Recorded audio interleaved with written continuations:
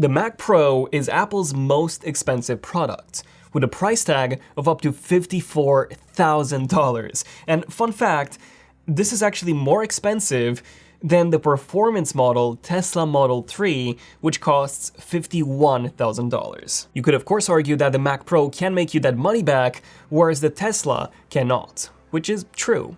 Or maybe not so much according to Elon. But there's no denying that the Mac Pro has almost always been a controversial product. So the real question is, where is the Mac Pro now, and where exactly is it heading towards? Get our snacks ready and let's find out. Over the course of almost 10 years, we've made more than 1,000 videos on everything from smartphones to laptops to consoles to smartwatches and so much more. But something that we never covered was 3D printers. And that's because we never had one, but now we do thanks to Craft Label, our sponsor for this video. Craft Label sent us two models, the Anycubic Mega X and the Anycubic Wash and Cure. And without us having any prior 3D printing experience, we managed to get them up and running in just about an hour and printed these two cute frogs with them. You can then use the hundreds of materials and tools on Craft Label to bring your creations to life. Check out Craft Label by using the link below. When Apple released the original Mac Pro back in 2006, the idea was for it to be, number one, the most powerful Mac, number two, the most expandable Mac through the generous I/O, and then number three, the most upgradable Mac. The 2013 Trashcan Mac Pro was still the most powerful Mac and still the one with the largest number of I/O. However, it sacrificed a lot in terms of upgradability in favor of a more compact design. And a lot of users were really upset about that, which led Apple to release the current 2019 Mac Pro, which is just as upgradable as the 2006 model, where you can slot in your own GPU, you can even upgrade the CPU, the RAM, the storage, you can pretty much do anything that you want. And with a lot of I/O options, the 2019 Mac Pro is the perfect choice for production studios or just individuals who want the ultimate Mac. Unfortunately, it is severely overpriced, with a baseline $6,000 model only featuring an 8-core CPU and a fairly low-end Radeon Pro 580X GPU, with just 256 gigabytes of storage. When the Mac Pro released in 2019, I was actually thinking of getting one for ourselves for the office, but I ended up building a custom PC instead for half the price and for 4 times the CPU cores, which is actually what we've been using to render pretty much all of our 3D concepts for a while now. In fact, the baseline Mac Pro is so underpowered that the lowest end $1,000 M1 MacBook Air is actually faster in terms of single-core performance than this Mac Pro that costs 6 times as much. And I've spoken to a few people who have the Mac Pro, the $10,000 Mac Pro, or even the $25,000, and they've said that the M1 Macs were actually faster for their workflow, with noticeably quicker exports in terms of video production, and even better day-to-day performance too, because of that faster single-core performance of the M1. So does this mean that the 2019 Mac Pro is a ripoff? Well, not entirely.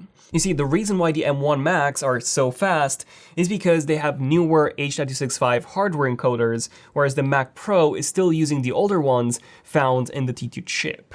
This is why when exporting H.265 footage, the M1 Macs are going to be significantly faster, but for anything else, including raw footage, the Mac Pro is going to be faster as it does have significantly more power here. And the same goes for timeline fluidity. With our workflow, we found that M1 Macs do struggle when we have a lot of picture-in-picture clips and effects, whereas the Mac Pro would not have this issue as it is much more powerful when it comes to graphics. The Mac Pro is also the best choice for people who want to connect a ton of monitors to their Mac, as the Mac Pro can support as many as 8 4K displays compared to just one, which is what the M1 Max supports. Guess that's why they call it the M1. I do apologize for the really bad joke, but the thing is, we also get plenty of Thunderbolt ports, we get plenty of USB-As, plenty more expansion slots thanks to those PCIe slots. So yeah, the Mac Pro is the choice for true pro users who do need that expandability. However, as long as your tasks are fairly simplistic, you would actually benefit more from an M1 Mac than from a Mac Pro. So now let's take a look at where the Mac Pro is heading towards. And speaking of taking a look, if you want to take a look at more of our videos, then definitely subscribe, as it's free. Okay, so at the end of 2020, Apple said that they plan on fully switching to Apple Silicon on all of their Macs by the end of 2022, meaning that the new Apple Silicon Mac Pro would launch in late 2022 at the latest. Which does make a lot of sense, as the processor that Apple would be using inside this Mac Pro would be Apple's most advanced and most powerful custom chip, which will of course take the longest to develop. So now let's go back and take a look at the three pillars of the original Mac Pro and see how these would apply to the brand new 2022 model. When it comes to it being the most powerful Mac, we all know that it will of course be that, as that is what the Mac Pro line has always been about. So the real question here is, how powerful will it actually be? Currently, the M1 is an 8-core CPU with an 8-core GPU, and the M1X is said to be a 10-core CPU with a 16 or 32-core GPU. According to Mark Gurman's most recent report, the new Mac Pro will feature up to 40 CPU cores and up to 128 GPU cores. That's insane. This could make it up to 5 times more powerful than the M1 CPU-wise and 16 times more powerful than the M1 GPU-wise. This could give the new Mac Pro a multi-core score of 38,000, double of what the 28-core 2019 Mac Pro currently scores. And the graphics performance could be as high as 311,000, which is more than 3 times higher than what we get now with the 2 Radeon Pro Vega 2 Duo cards. That's essentially the most powerful GPU configuration that you can get on the current Mac Pro, a configuration that costs $11,000 on its own. Madness. So it looks like the 2022 Mac Pro would simply destroy the 2019 model in terms of raw performance, but we're actually not done yet, because according to a previous Bloomberg report by Mark Gurman, there will be another Mac Pro, yes, a second one, with some brand new Intel and AMD components. This new Intel Mac Pro, which would look identical to the 2019 model, could launch as early as this year, as references to Intel's new Ice Lake Xeon chips have actually been spotted in the latest beta of Xcode 13. These new Ice Lake Xeon chips are said to be a pretty big improvement over Intel's current Cascade Lake Xeon chips, as not only do we finally get a switch from 14 nanometers to 10 nanometers, finally, but they also offer up to 40 cores compared to just 28 that we have now. On top of this, AMD has also announced their brand new W6000 series of graphics cards, which are perfect for this upcoming Intel Mac Pro. The W6000 series is built on a 7nm process, and it features AMD's brand new RDNA 2 architecture. And their flagship W6800 is now up to 80% more powerful than the previous W5700, which is actually what the current Mac Pro can be configured with. This is some great news for anyone who wants a Mac Pro now and doesn't want to wait until next year when the new Apple Silicon Mac Pro releases. Okay, so we know that performance-wise, both the 2021 Intel and the 2022 Apple Silicon models of the Mac Pro would be absolutely incredible, which leaves us with the expandability and the upgradability side of things. In terms of expandability, I do think that the new Apple Silicon Mac Pro would still feature plenty of ports, from Thunderbolt to HDMI to maybe even an SD card slot to potentially USB-A as well. This is fairly expected, by the way, as even the upcoming MacBook Pro is set to bring back some legacy ports such as HDMI, the SD card reader, as well as MagSafe. The final question here is, how upgradable will this new Apple Silicon Mac Pro be? And this is a really tricky one, as we all know that Apple went from a super upgradable Mac Pro in 2006 to a significantly less upgradable one in 2013, only to go back to a super upgradable model in 2019 after a lot of user uproar. So it really wouldn't make a lot of sense for Apple to go back to the non-upgradable Mac Pro of 2013 with this new model, or even worse, remove its upgradability entirely. But you see, the problem here is that if you take a look at how the M1 works, the RAM is actually part of the M1 SoC.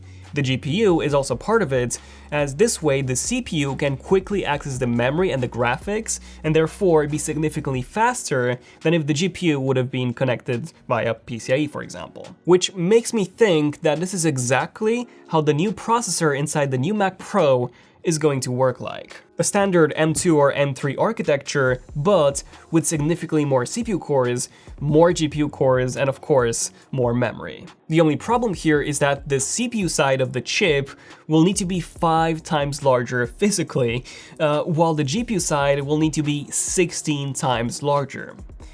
And that's not even including the RAM. Which means that if we go by this logic, the SoC inside the Mac Pro will be the biggest consumer chip ever made.